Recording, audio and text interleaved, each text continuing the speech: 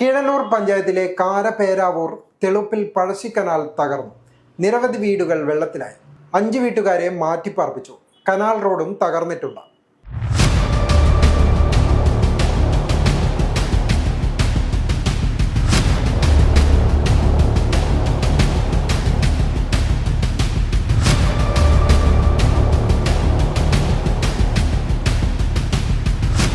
കീഴല്ലൂർ പഞ്ചായത്തിലെ കാര തെളുപ്പിലാണ് രാത്രി അപ്രതീക്ഷിതമായി വെള്ളം വീടുകളിലേക്ക് ഇരിച്ചെത്തിയത്. പഴശ്ശി പദ്ധതിയുടെ പ്രധാന കനാലിൽ മഴവെള്ളം ഒഴുകിപ്പോകുന്ന അണ്ടർ ടണൽ തകർന്നതാണ് വെള്ളം കയറാൻ കാരണമായത്. ഒപ്പം കനത്ത മഴയും വെള്ളത്തിന്റെ ഒഴുക്ക് വർദ്ധിപ്പിക്കാൻ കാരണമായിട്ടുണ്ട്. വെള്ളിയാഴ്ച രാത്രി 10:30-ഓടെയായിരുന്നു സംഭവം. 5 വീടുകൾ വെള്ളത്തിലായി.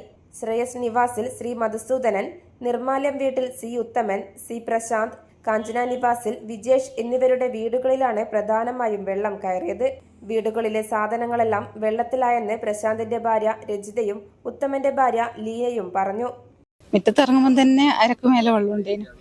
നമ്മൾ പിന്നെ ഒന്നും എടുക്കാനൊന്നും നോക്കിയിട്ടില്ല. അപ്പടന്നെ അപ്പടിങ്ങനെ നമ്മൾ അപ്പുറം ഇപ്പുറം വിളിച്ച് അപ്പോഴൊക്കെ ചില സാധനം ഒന്നും എടുത്ത് മാറ്റുന്ന സമയം കുറച്ച് നമുക്ക് കൈമ കിട്ടുന്നെല്ലാം എടുത്തിട്ട് മേലെ വെച്ച് അപ്പോഴൊക്കെ കേരി ഇങ്ങ് വെള്ളം ചെറുക്കേക്ക് കേരിന്. പിന്നെ കിടപ്പിലായിരുന്ന അമ്മയെ ഉൾപ്പെടെ സുരക്ഷിതമായ വീടുകളിലേക്ക് മാറ്റേണ്ടി വന്നതായി പ്രശാന്ത് പറഞ്ഞു. രാത്രി 10:30-ക്കാണ് വെള്ളം വന്നത്.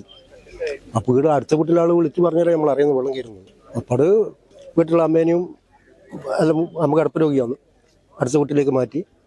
വീടുകളിലേക്ക് വെള്ളം കയറിയതിന് പിന്നാലെ വാഹനങ്ങളും വെള്ളത്തിലായി. കാറും ഇലക്ട്രിക് ഓട്ടോയും വെള്ളത്തിൽ മുങ്ങിയ നിലയിലാണെന്ന് സി ഉത്തമൻ പറഞ്ഞു.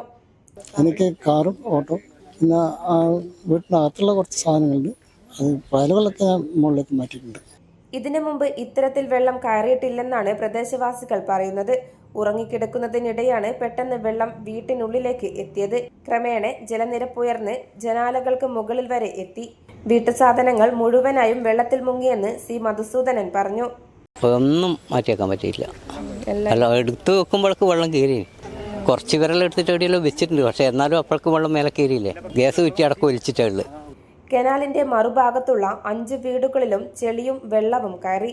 അബ്ദുൾ റഹ്മാന്റെ വീട്ടിന്റെ ചുറ്റുമതിൽ പൂർണ്ണമായും തകർന്നു. രാത്രിയിൽ രക്ഷാപ്രവർത്തനത്തിനെത്തിയ നാട്ടുകാരും സന്നദ്ധ പ്രവർത്തകരും ചേർന്നാണ് വീടുകളിൽ കുടുങ്ങിയവരെ സുരക്ഷിത സ്ഥാനത്തേക്ക് മാറ്റിയത്. അവിടുന്ന് കുറച്ച് നിലവിളിയൊക്കെ കേട്ട് നമ്മളങ്ങളേക്ക് ഓടി. അപ്പോഴേക്ക് അവരവിടുന്ന് ഓടി മാറിയോണ്ട് ആളപായൊന്നും ഉണ്ടായിട്ടില്ല. ഈ വീടിന്റെ മതിലുകളൊക്കെ അങ്ങ് ഈ വെള്ളത്തിന്റെ ഫോഴ്സ് കൊണ്ട് ഇടിഞ്ഞു പോയിട്ടുണ്ട്. വെള്ളം ഇങ്ങനെ കയറിക്കൊണ്ടിരിക്കലാണ്. ഈ ഭാഗത്തിലെ ആർക്കും ഒരു സാധനവും മാറ്റാൻ പറ്റിയില്ല. കനത്ത നാശനഷ്ട. ഒരു 4 വീടുകളിലേക്ക് ഏകദേശം ഷെയ്ഡ് വരെ ഇവിടെ വെള്ളം കയറിയിട്ട് മുങ്ങി നിൽക്കലാണ്. കനാലിൽ അറ്റകുറ്റപ്പണികൾ കൃത്യമായി നടത്താത്തതാണ് തകർച്ചയ്ക്ക് പ്രധാന കാരണമെന്നാണ് പ്രദേശവാസിയായ അജിത് കുമാർ പറയുന്നത്. ഇതിങ്ങനെ ഒരു ലാപ്സായ പദ്ധതി പോലെ ഇങ്ങനെ കാടുമൂടി കടന്നിട്ടുള്ളത്. ആവശ്യ സമയത്ത് ഇതിലെ കൂടി വെള്ളം വരത്തില്ല. മഴക്കാലത്ത് ഇങ്ങനെ അങ്ങനെ അധികമുള്ള വെള്ളം തുറന്നുവിടൽ മാത്രമാണ്. വേനൽക്കാലത്ത് കാട് മൂടിയിട്ട് പണ്ടെല്ലാം വർഷം ഇതെല്ലാം ക്ലിയർ ചെയ്യുന്നതാണ്. അപ്പോൾ ഇതിനായിട്ട് പ്രത്യേക ഫണ്ടൊന്നും വരത്തില്ല എന്ന് തോന്നുന്നു. ക്ലിയർ ഒന്നും ഉണ്ടായില്ല. അപ്പം കാട് മൂടി നാട്ടുകാരെല്ലാം ക്ലിയർ ചെയ്യല്. അതേസമയം കനാലിൽ മണ്ണ് അടിഞ്ഞുകൂടിയതിനാൽ വെള്ളം കെട്ടിനിൽക്കുന്നത് തകർച്ചയ്ക്ക് കാരണമായെന്നാണ് പഴശ്ശി ഇറിഗേഷൻ സൂപ്രണ്ട് എഞ്ചിനീയറുടെ അധിക ചുമതലയുള്ള മുരളീഷ് പറയുന്നത്. കെട്ടിക്കിടക്കുന്ന മണ്ണ് നീക്കം ചെയ്യാനുള്ള നടപടികൾ ആരംഭിച്ചതായും അദ്ദേഹം പറഞ്ഞു. കനാലിന്റെ കാലപ്പഴക്കവും തകർച്ചയ്ക്ക് കാരണമായിട്ടുണ്ടെന്നാണ് വിശദീകരണം.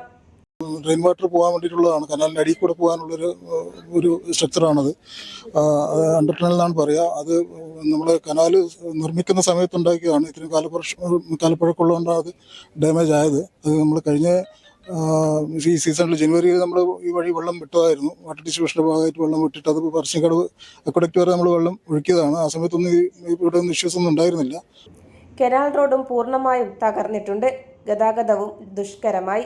സുരക്ഷാ മുൻകരുതലിന്റെ ഭാഗമായി 14 കുടുംബങ്ങളെ മാറ്റി താമസിപ്പിച്ചിട്ടുണ്ട്. പോലീസും നാട്ടുകാരും സന്നദ്ധ പ്രവർത്തകരും ചേർന്ന് പ്രദേശത്ത് രക്ഷാപ്രവർത്തനങ്ങളും സുരക്ഷാ നടപടികളും തുടരുകയാണ്. ന്യൂസൈറ്റ് മട്ടന്നൂർ. ഒരു ഫോൺ കോൾ മതി, ജിയോ സാൻ നിങ്ങളെ വീട്ടുമുറ്റത്തെത്തും.